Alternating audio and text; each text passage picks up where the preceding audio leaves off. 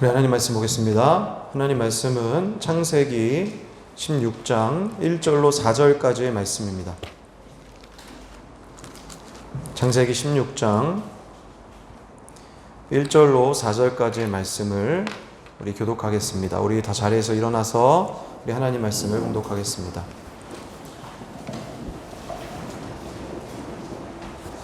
우리 교독하시고 마지막 4절은 함께 읽겠습니다. 아브라함의 아내 사레는 출산하지 못하였고 그에게 한 여종이 있으니 애굽 사람이요 이름은 하갈이라.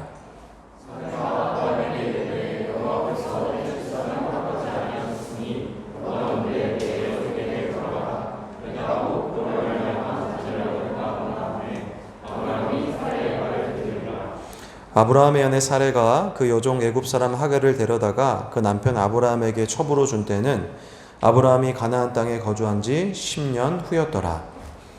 아브라함이 하갈과 동침하였더니 하갈이 임신하매 그가 자기의 임신함을 알고 그의 여주인을 멸시한지라. 아멘. 자리에 앉겠습니다. 기도하겠습니다. 하나님, 오늘 또 주의 말씀을 가지고 이 자리에 섰습니다.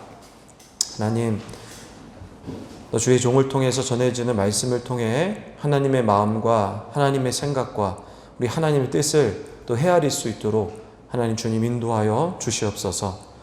하나님 전한 자의 하나님 목소리와 또 생각과 모든 것들을 주관하셔서 우리 청년들에게 하나님 말씀만을 정하는 시간 될 수 있도록 인도하여 주시고 또 듣는 청년들에게도 이 말씀이 들리는 은혜가 오늘 예배 가운데 있게 하여 주시옵소서. 감사드리오며 예수님의 이름으로 기도했습니다. 아멘. 할렐루야. 네. 반갑습니다. 잘 들리시나요? 네, 잘 들리시죠? 저는 오늘 창세기 16장 말씀을 중심으로 하나님이 함께 하신다는 믿음이라는 말씀의 제목을 가지고 말씀을 전하겠습니다. 하나님이 함께 하신다는 믿음입니다. 믿음이라는 제목입니다. 여러분, 오늘은 특별히 그 청년 주일이에요. 여러분을 위한 주일이고 사실은 또 우리가 뭔가를 준비해야 되는데 우리가 또 이런 코로나 기간 때문에 또 그렇게 할 수 없다는 것에 대해서 좀 안타깝습니다. 네, 오늘 말씀을 통해서 오늘 다시 한번 우리 시즌다 청년들이 말씀으로 세워지는 시간 되시기를 주님의 이름으로 축원합니다. 여러분, 우리 삶에는 참 다양한 일들이 있어요. 그렇지 않습니까? 저는 특별한 경험이 하나 있는데 어느 날 길을 걸어가다가 갑자기 제 이 오른쪽 발이 따뜻함을 느꼈어요. 뭔가 아주 편안하고 아주 가벼운 느낌. 그러면서도 푹신한 느낌이에요. 아주 편안했어요. 딱 밟아서 기분이 좋았어요, 진짜로. 그런데 알고 봤더니 제 발에 있던 것은 커다란 똥뭉치였어요. 네. 저의 마음은 편했는데 막상 밟아본 거는 똥뭉치였던 거죠. 네. 사람이 참 신기한 일도 이상한 일도 많이 경험하지 않습니까? 그러니까 막 이런 일도 있는 거죠. 뭐 저만 겪은 일입니까? 여러분 똥 한 번도 안 밟아보셨습니까? 오늘 자꾸 말이 꼬이네요, 시작이. 우리 청년들도 우리 자신만이 가지고 있는 특별한 이야기들이 있지 않습니까? 다양한 이야기가 있습니다. 또 어떤 사람에게 말할 수 없는 또 나름의 또 특별한 이야기를 우리 아마 여기 있는 모든 청년들이 갖고 있다는 것에 대해서 아마 공감하실 거예요. 우리가 어떤 사람이랑 관계를 맺을 때 이렇게 막 서로에 관해서 이야기할 때가 있어요. 그렇지 않습니까? 그러면서 이제 서로의 이야기를 막 나누다가 또 자신의 이야기, 또 남들에게 할 수 없었던 그런 이야기를 이렇게 이야기할 때가 있지 않습니까? 그럴 때가 있죠. 그러다가 그 상대방이 우리에게 한 이야기가 공감이 될 때가 있어요. 왜 그렇습니까? 상대방이 경험한 일과 내가 경험한 일들이 굉장히 비슷하기 때문에 그래요. 그러니까 공감하죠. 그리고 나면은 더욱더 서로 깊은 대화를 할 수도 있고, 그리고 그로 인해서 더욱 친한 친구가 되기도 한다는 것입니다. 그런데 이상한 점이 뭐냐면 사람들이 거의 비슷한 이야기를 갖고 있을 때가 있어요. 그런데 서로 이야기를 하다가 서로 이야기가 뭔가 맞지 않을 때가 있어요. 분명히 같은 이야기를 하고 있지만. 왜 그러냐면 자신이 가지고 있는 그 이야기에 대한 해석이 다르기 때문에 그래요. 그러니까 어떤 일을 똑같이 비슷한 일을 경험했지만 자신이 가지고 있는 해석이 다른다는 거죠. 거의 비슷한 환경인데도 또 비슷한 사건을 경험했는데도 사람마다 그 해석이 다르다는 것이 참으로 이상합니다. 제가 고등학교에 때 이제 신앙생활을 이제 막 시작할 때였어요. 제가 18살 때였는데 제가 아는 2살 어린 동생이 있었어요. 이 동생이 굉장히 이 어린 시절에 굉장히 불우하고 힘들었어요. 상처가 많은 거예요. 자신의 아버지는 굉장히 폭력적인 아버지셨어요. 그리고 가정이 너무너무 가난하고 불우했다라는 거예요. 그래서 그런 모든 환경들이 그 동생의 그 삶을 계속 흔들기 시작했어요. 그러니까 정상적인 삶이 참 어려웠던 거예요. 우연히 이 친구의 소개로 교회를 나와서 그리고 이 예수님에 대해서 깨닫고 나서 신앙생활을 열심히 해보려고 했는데 또다시 자신을 흔들는 이런 자신의 어떤 상황들이 자신에게 굉장히 부정적으로만 계속 남아있었던 거예요. 그러다 보니까 그 친구가 처음에는 어떻게든지 한번 예수를 믿고 안정되고 좀 뭔가 마음을 잡고 이 세상을 살아가려고 하다가 어느 날 갑자기 또 이 교회를 떠나고 굉장히 어두운 이 일들이 그 친구 가운데 많이 있었다라는 거예요. 근데 이제 그랬어요. 그 친구는 자신의 삶에 있었던 모든 어두움의 일들을 이해하지 못했어요. 나에게는 왜 그런 일이 일어났는가? 그래서 결국 그는 하나님은 계시지 않고 결국 이 땅이라는 것은 부조리하고 그리고 그 속에는 악만 남은 채 그냥 이 교회를 떠났더라는 거죠. 그 친구 얘기 나중에 들어보니까 나중에는 조직 생활도 했다고 하더라고요. 깡패도 했었고 그리고 지금은 또 도망자 생활도 하다가 지금은 또 돈을 벌기 위해서 살고 있다라는 얘기를 제가 들었습니다. 제가 이 친구에 대한 얘기를 들을 때 가슴이 아픈 이유가 있어요. 왜 그러냐면은 그 친구의 그 어린 시절의 이야기하고 저의 이야기가 굉장히 비슷해요. 저도 가정 어린 시절 때 어떤 가정 폭력을 경험하고 막 힘든 시간을 보냈거든요. 제가 가끔 이 동생이랑 했던 얘기가 뭐냐면 이런 거예요. 너 어디까지 한번 맞아봤어? 막 이런 얘기. 멍은 어디까지 한번 들어봤어? 막 이런 얘기 했던 거예요. 서로 얼마나 많이 맞아봤느냐. 막 이런 얘기를 하면서 마치 경쟁하듯이 얘기해요. 난 여기까지 맞아봤다 그러고, 난 이걸로도 맞아봤다 그러고. 고통스러웠던 일이라는 거죠. 그러니까 아마 우리 청년들 중에 이런 것을 이해한 사람도 있겠지만 상상도 없을 만큼 심각한 이야기를 많이 나눴어요. 그러니까 심지어는 어떤 얘기까지 했냐면은 자신의 어머니가 구타를 당한 경험까지 서로 이야기를 하게 됐어요. 여러분, 저는 저의 삶에 있었던 모든 이 아픔과 삶이라는 것이 있었는데 이걸 제가 여러분에게 다 이야기할 수는 없지만 저는 저의 모든 이야기와 이 과정이 하나님의 인도하심이라고 저는 믿습니다. 저의 아픔과 상처는 결국 누군가에게 마음의 상처에 치유를 줄 수 있다고 생각하고 그리고 공감할 수 있는 능력을 제가 갖추었다고 생각해요. 하나님께서 저를 어떻게 사용할지는 아직은 모르겠습니다. 그러나 분명히 저는 확실한 건 제가 가지고 있는 이 인생의 경험을 통해서 하나님이 반드시 일하실 거라는 믿음이 제 안에 있어요. 그러나 반대로 제가 그 이야기를 했던 그 동생은 자신이 그 겪었던 모든 일을 부정적으로 생각하고 세상은 악으로 생각하고 결국 그 악이 자기 속에만 남아있어서 견딜 수 없을 만큼 힘들어가는 그런 안정적인 삶을 살아가지 않는 모습대로 살아가고 있다는 거죠. 저는 그 동생을 위해서 지금도 기도하고 있습니다. 사랑하는 청년 여러분, 우리가 하나 꼭 기억해야 될 게 있어요. 그게 뭐냐면 우리의 인생이라는 것은 여러분에게 어떠한 일이 일어났는지가 중요한 게 아니에요.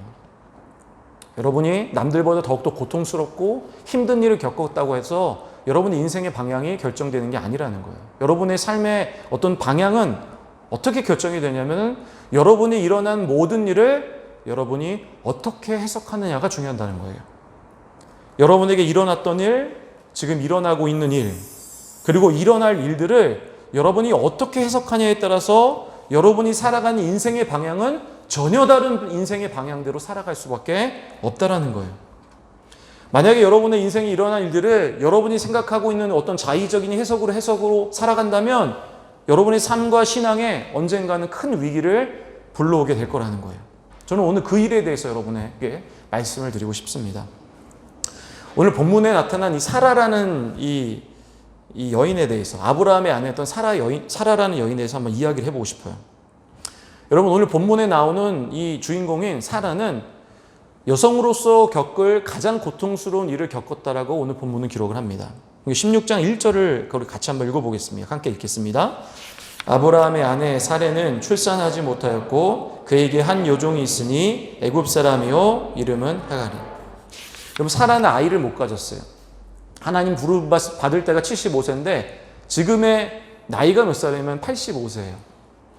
근데 아이를 못 가진 거예요. 근데 문제는 뭐냐면 당시에 이 고대 사회에서는 여성이 아이를 못 갖는다는 것은 어떠한 것을 의미하냐면은 그냥 단순히 수치스러운 사건이 아니라는 거예요. 뭘로 여겼냐면은 여성이 저주를 받았다라고 생각을 했어요. 사실 여러분 아이를 갖지 못한다는 거 현재 우리가 의학적으로 봤을 때는 여성만의 문제가 아니잖아요. 그렇지 않습니까? 누구의 문제입니까? 남성의 문제일 수도 있고 여성의 문제일 수도 있다는 건데. 근데 당시 시대 때는 무조건 아이를 못 낳으면은 누구의 잘못이었냐면 여자이고 여자는 저주를 받았다라고 생각한 거예요. 이게 심각한 거죠. 근데 여러분 더 심각했던 건 뭐냐면은 이 사라라는 사람이 하나님 앞에 부르심을 받았다는 사람이라는 거예요. 그러니까 하나님의 사람이 당시에 이 고대 사회의 사람들이 인식하고 있는 저주받은 여인이라는 이 개념이 자신 속에 들어왔다라는 거죠. 그리고 결국에 그것을 인정해 버리는 거예요. 사라나마 마음속에 심각한 갈등이 빠졌을 거예요. 절망스러웠을 거예요. 본문에는 자세히 표현하지 못하지만 굉장히 고통스러울 거예요.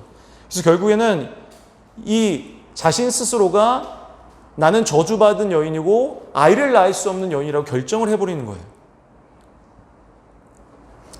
여러분 사랑하는 청년들 안에도 지금까지 살아오면서 누구에게도 말할 수 없는 또 우리가 해석하기에 참 행복하기도 했고 기쁜 일이 있었던 일도 있었을 거예요.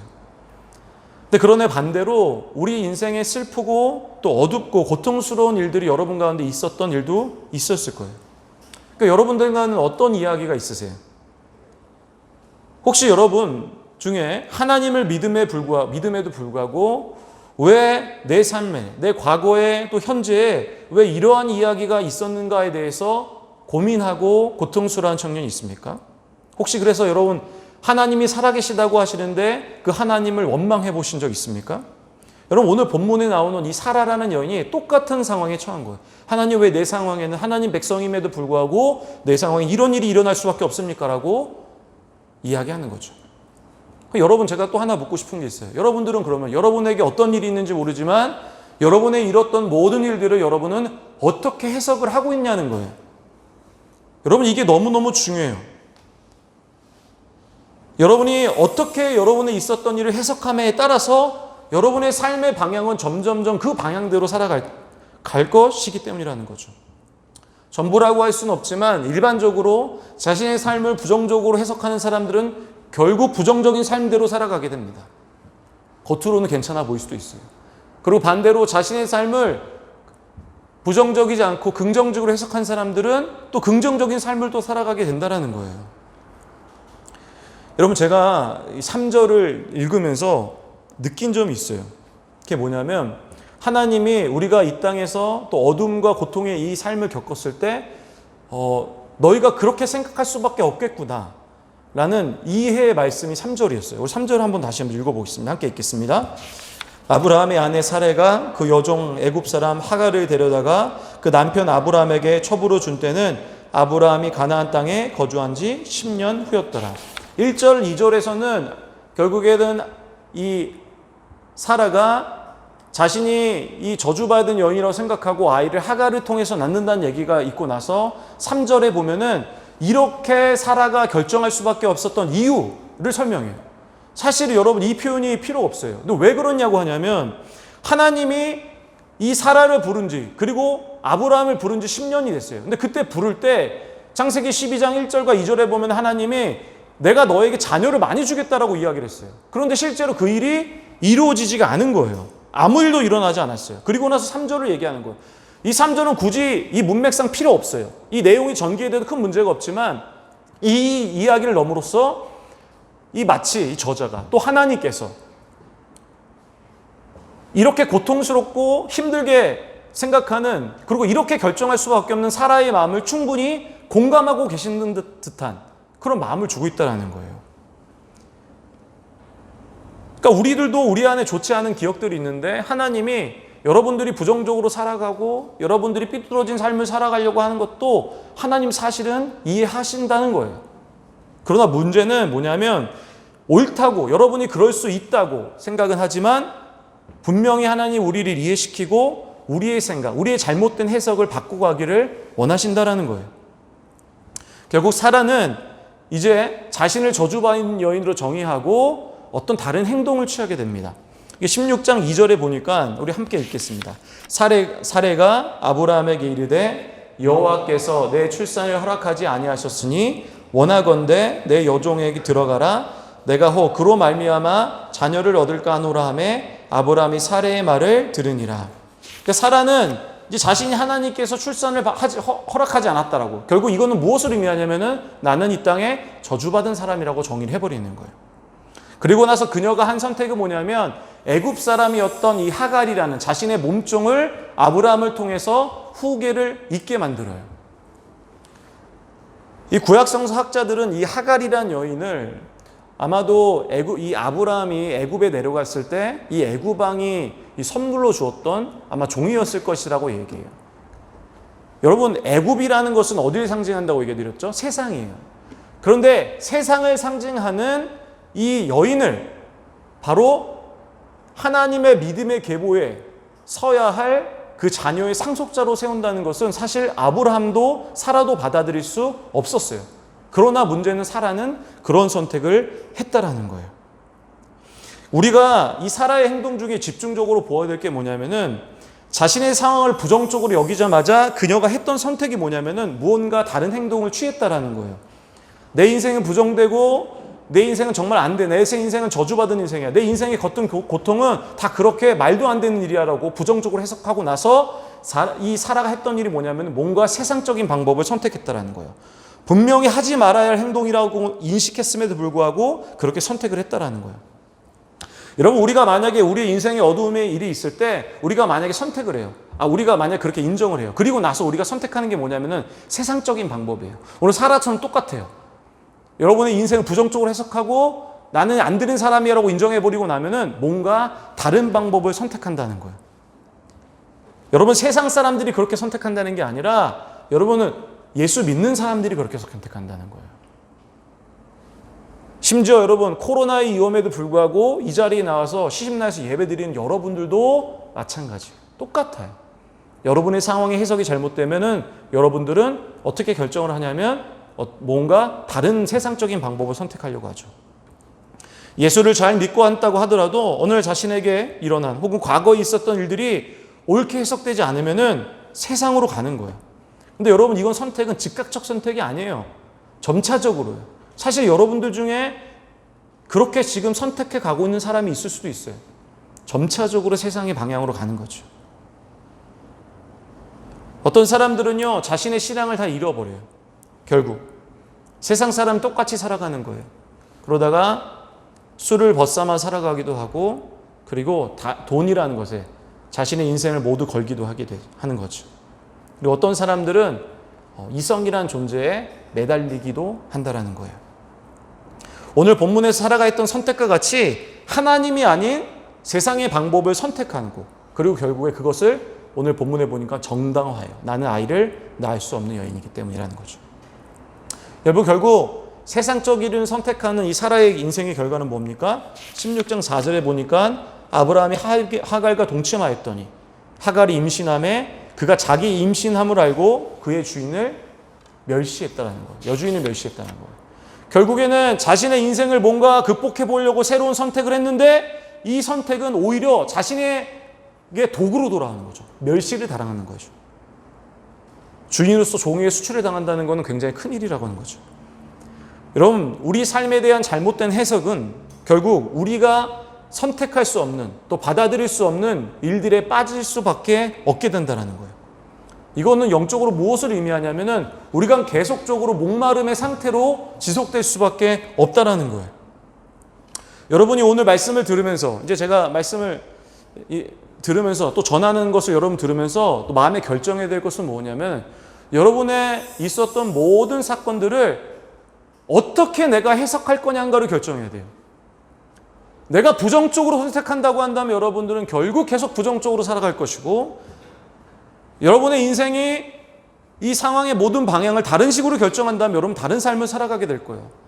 왜 하나님 나는 지금 안정된 삶을 살아갈 수 없습니까?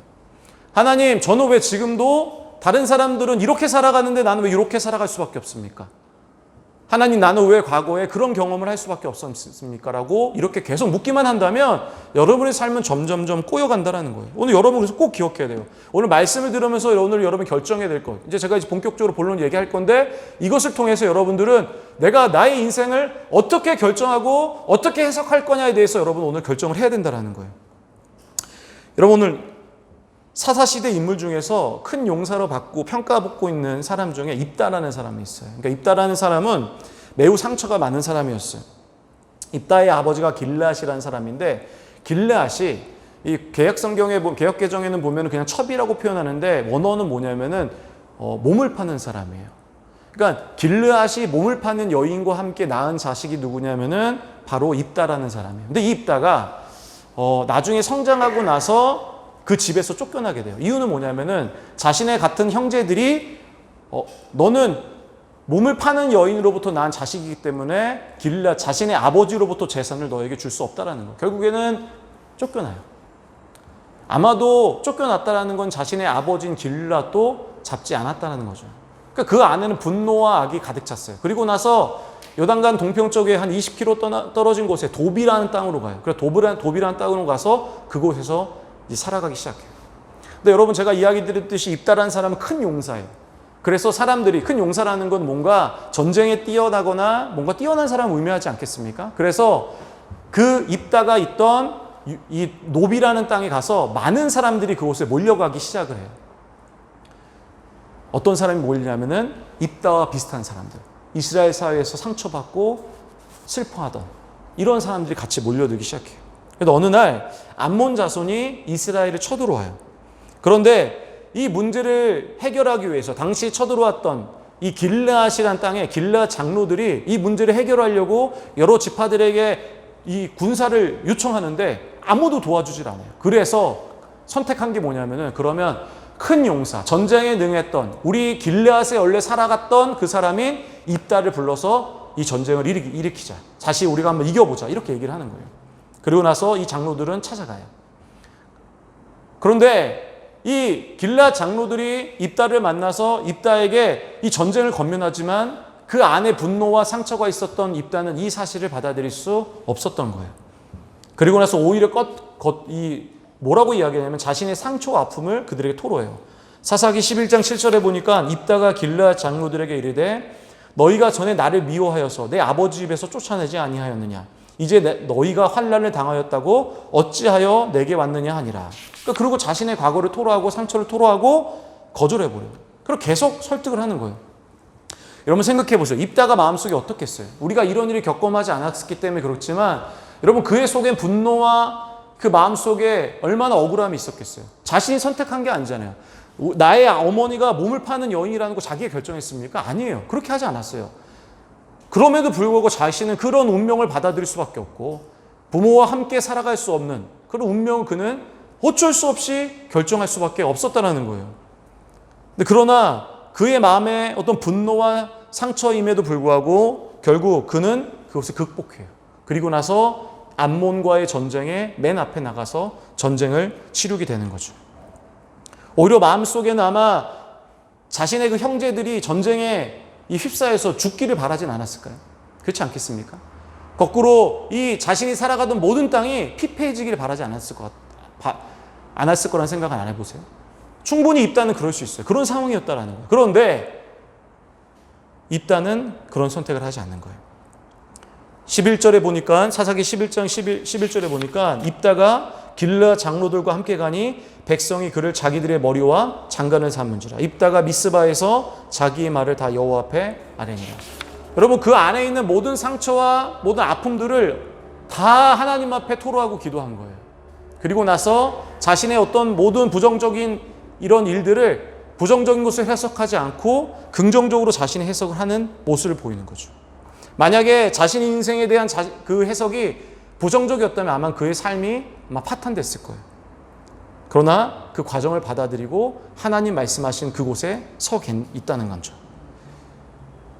이와는 반대로 성경에 반대의 이야기가 있어요. 입다처럼 자신의 상처를 극복하지 못한 사람들이 있어요. 그 사람이 누구냐면 아까 이야기했던 이 노비라는 땅에서 살아갔던 사람들이에요. 죄송합니다. 돕이에요. 노비 아니라. 여러분, 이 땅에 대해서 제가 조금 공부를 좀 해봐야 될 것 같은데, 제가 봤을 땐, 이 본문을 봤을 땐 이스라엘에 상처 입은 사람들, 또 이스라엘에 대한 분노를 가진 사람들이 있어요. 왜냐하면 이스라엘 사회는 굉장히 폐쇄적이고 굉장히 보수적이었거든요. 그래서 아마 이것에 대해서 상처받은 사람들이 모였던 곳이 이 돕이라는 땅 같아요. 여러분, 이 시대가 한참 지나고 나서 다윗 시대가 되거든요. 사사 시대가 지나서 다윗 시대 때 무슨 일이 일어나냐면, 다윗 시대 때 암몬이라는 나라가 다시 쳐들어와요. 근데 암몬이라는 나라가 국력이 세지 않기 때문에 북쪽에 있던 아람하고 전쟁을 연합해서 쳐들어오는데, 그때 이 공동체를 이 전쟁에 참여시켜요. 그 공동체가 어딘지 아십니까? 바로 이 돕이라는 곳이에요.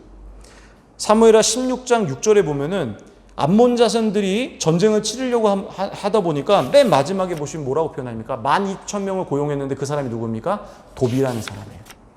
그러니까 돕이라는 지역이 어떤 지역이었냐면 이런 지역이에요.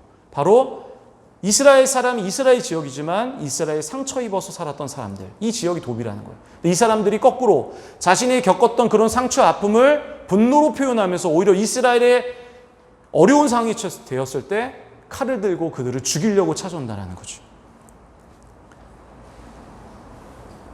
여러분, 결국 이 사람들의 운명은 어떻게 되냐면 다윗의 군대 장관이었던 요압으로 인해서 모두가 멸절당해요. 12,000명의 군사가. 결국 여러분, 자신의 삶의 어두운 삶에 대한 이 부정적인 해석으로 살아간 사람들에 대한 최후라고 이야기할 수 있다는 거예요. 여러분, 그러면 만약에 우리 삶에 여러 가지 일이 있었을 텐데, 여러분, 이 일들을 우리는 어떻게 해석해야만 옳은 방향으로 살아가는 걸까요? 여러분의 문제야 모든 삶들을 그냥 무조건 긍정적으로 해석하면 되는 겁니까? 그렇진 않죠. 그거는 세상 사람들과 크게 다르지 않잖아요. 그럼 어떻게 해석해야 되겠습니까? 오늘 그 부분에 대해서 얘기하고 좀 말씀을 마치겠습니다. 여러분, 히브리서 11장을 좀 보려고 하는데, 히브리서 11장은 믿음의 선조들이 살아간 이야기가 있고, 그리고 믿음의 후예인 우리가 어떻게 살아가야 하는지에 대해 설명을 해요. 먼저 11장 3절을 좀 한번 읽어보겠습니다. 우리 한번 함께 읽겠습니다. 믿음으로 모든 세계가 하나님 말씀으로 지어진 줄을 우리가 아나니 보이는 것은 나타난 것으로 말미암아 된 것이 아니니라. 먼저 여러분, 여기서 얘기한 게 뭐냐면은 이런 거예요. 모든 세계가 하나님 말씀으로 지어졌다는 거예요. 그런데 이 보이는 것은 나타난 것으로 말미암아 된 것이 아니다라는 건 무엇을 얘기하냐면은, 여러분, 지금 보이는 것이 보이지 않는 것으로 인해서 이 세번역 성경에 뭐라고 해석하냐면은 보이는 것은 보이지 않는 것으로 만들어졌다라고 번역을 해요. 그러니까 이것은 무엇을 얘기하냐면, 여러분, 지금 있는 모든 세계가 보이지 않는 존재로 만들어졌다는 거예요. 하나님이. 그리고 이 땅에는 보이지 않는 존재가 있다는 것에 대해서 다시 한번 얘기를 하는 거예요. 그리고 나서 11장 6절에 보면은 결론에서 이렇게 얘기해요. 우리 다 같이 한번 읽어보기 중요한 말씀이니까 함께 읽겠습니다. 믿음이 없이는 하나님을 기쁘시게 하지 못하나니 하나님께 나아가는 자는 반드시 그가 계신 것과 또한 그가 자기를 찾는 자들에게 상 주신 이심을 믿어야 했죠. 하나님께 나아가는 사람은 어떻게 해야 한다고 말합니까? 이렇게 말하죠. 보이지 않은 존재인 하나님이 계신다는 것을 믿어야 한다라는 거예요. 3절에 이야기했던 것처럼 보이지 않는 하나님이 존재한다. 그리고 우리는 그 하나님을 6절에서 믿어야 한다는 거예요. 누가 그렇습니까? 하나님께 나아가는 자. 누구 얘기합니까? 우리죠. 하나님을 믿는 백성 모두를 얘기하는 거예요. 다시 말하면 우리 삶 속에서 보이지 않는 하나님이 우리 삶을 인도하시고 계신다는 것을 우리가 인정해야 한다는 거예요. 이것이 바로 믿음이라는 거예요. 선하시고 신실하시고 의로우시고 사랑하신 그 하나님께서 우리 가운데 함께 계셨다는 것을 우리가 인정해야 한다는 거예요. 여러분이 많이 어둡고 힘든 날을 지냈어요. 남들과는 다른 삶을 살았다고 생각해 보세요. 만약 이런 일을 경험했다고 생각해 보세요. 그렇다면 여러분, 그 상황 속에서 하나님은 여러분들을 버려두셨다는 게 아니에요.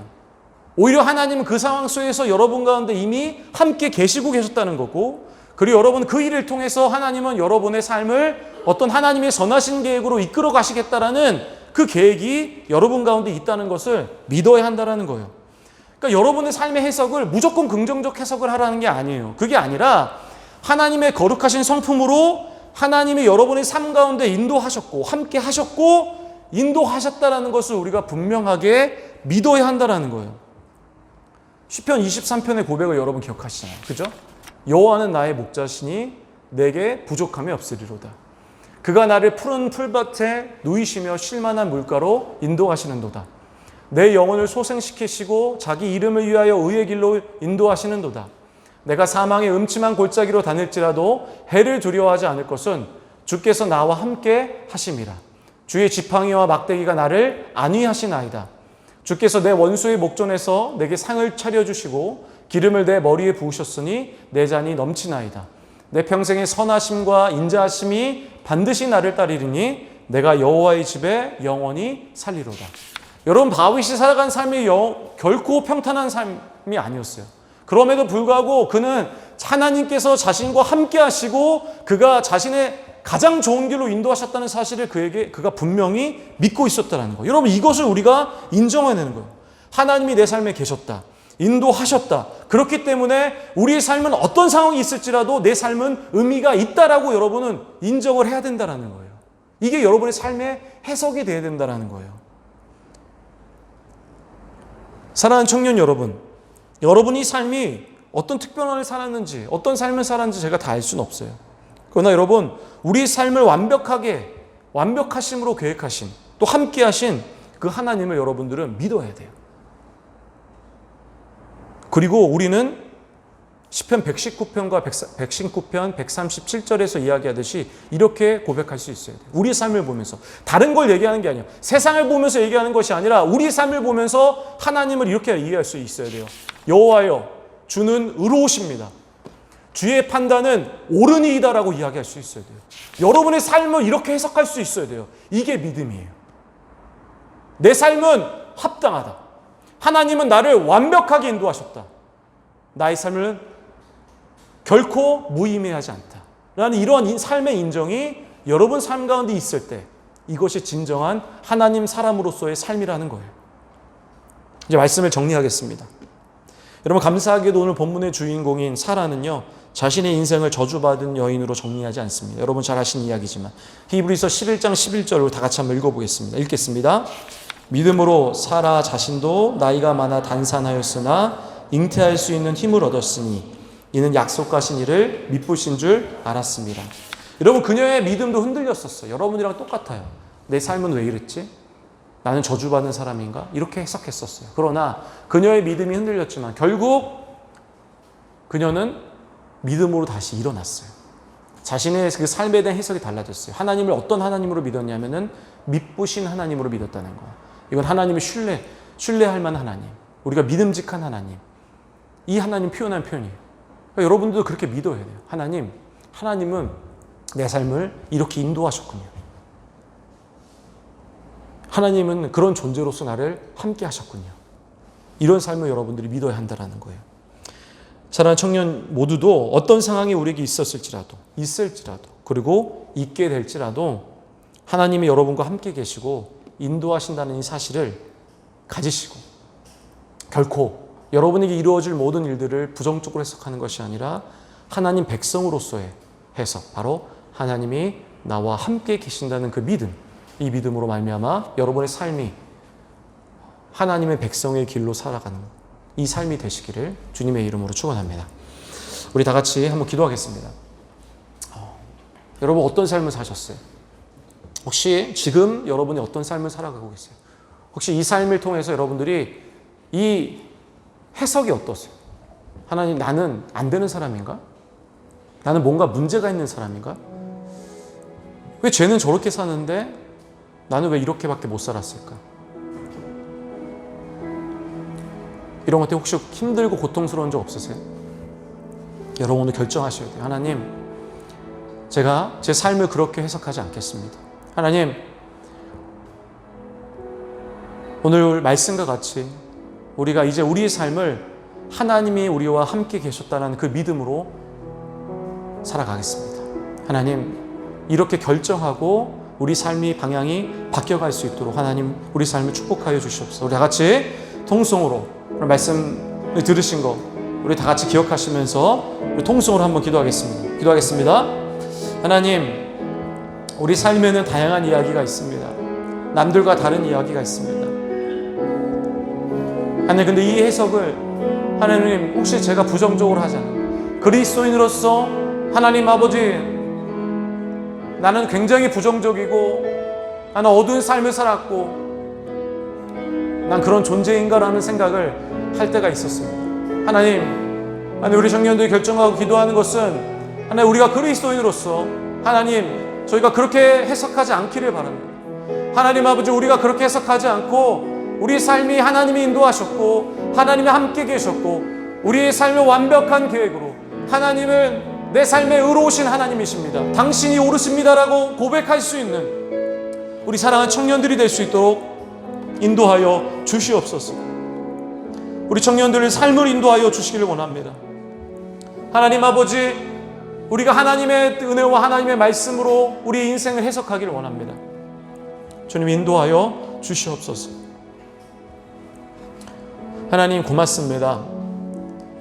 우리 청년들은 다양한 삶을 살고 있습니다. 어떤 이들에게는 또 행복이 더 많은 청년도 있고 어떤 이들에게는 또 아픔이 많은 청년도 있습니다. 하나님, 우리의 삶이 어땠든지 간에 그것은 아무도 중요하지 않습니다. 아무것도 중요하지 않습니다. 하나님, 우리 삶이 어땠든 간에 하나님은 우리를 완벽하게 인도하시고 또 그런 상황에도 함께 하셨고 또 우리를 그 일을 통해서 우리를 새로운 일에 사용하게 하심을 믿습니다. 하나님 아버지, 우리 청년들이 자신의 삶을 다시 해석하게 하시고 그 해석대로 온전한 하나님의 길, 믿음의 길로 살아가게 하여 주시옵소서. 감사드리며 예수님의 이름으로 기도했습니다.